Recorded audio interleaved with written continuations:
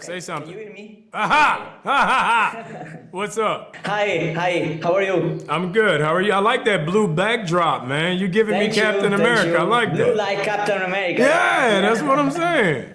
Yeah, thank you. So, I think one of the most important topics in the movie is Sam's humanity. He's a normal man among super people, gods, cosmic characters, but he does the best he can. But he stays true to his ideals, and that's what makes him a superhero. How did you approach this side of the character? Well, Sam Wilson, I've been playing Sam for 11 years now. Yeah. We have to remember where we met him. He was a counselor of soldiers. He was a humanitarian. He was giving back to the servicemen and women who were fighting for his country.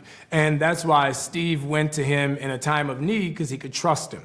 And he realized that he had the same core values as he did, and he was somebody who was an honorable human being and someone who was just a good soul. So, one thing that was very important with this movie when we were developing the script and when we were on set, I said I didn't want to lose that idea of him being a counselor. It takes a very specific type of person to be a counselor.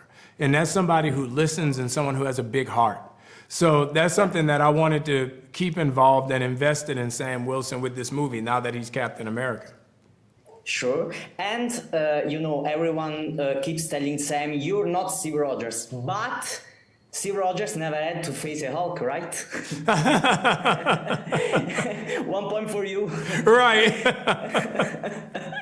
So, we're living in the age of the multiverse, but Brave New World brings us back down to the earth with many themes tied to the present day issues.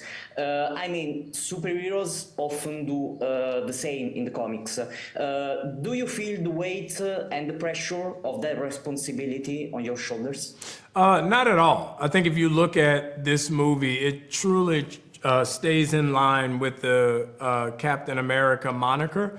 If you look at Captain America, the First Avenger, all the way up to Civil War, if you look at Captain America, Winter Soldier, all of them were grounded in reality. All of them were real present day psychological thrillers. And, that's just this Captain America moniker. It helps the audience engage and be invested in the movie, but also it helps the audience relate to the character because you can see yourself in the character. So that's why I think so many people love Captain America. I think if you take that shield and change it to any color of any flag, it can be any human being or any nation around the world. So if you take America off, it can be Captain Italy, it can be Captain France, it can be Captain anybody, because it's about the dignity and the humanity of the character, which we all see in ourselves. Thank you. One last question. What were the main challenges in this movie as an actor, but also as a producer? The the hard challenge as a producer was getting it right, man. The Marvel fan base has a certain standard that they've become used to, that they look forward to. Last week I went back and I watched Iron Man, and I went back and I watched Infinity War and Endgame.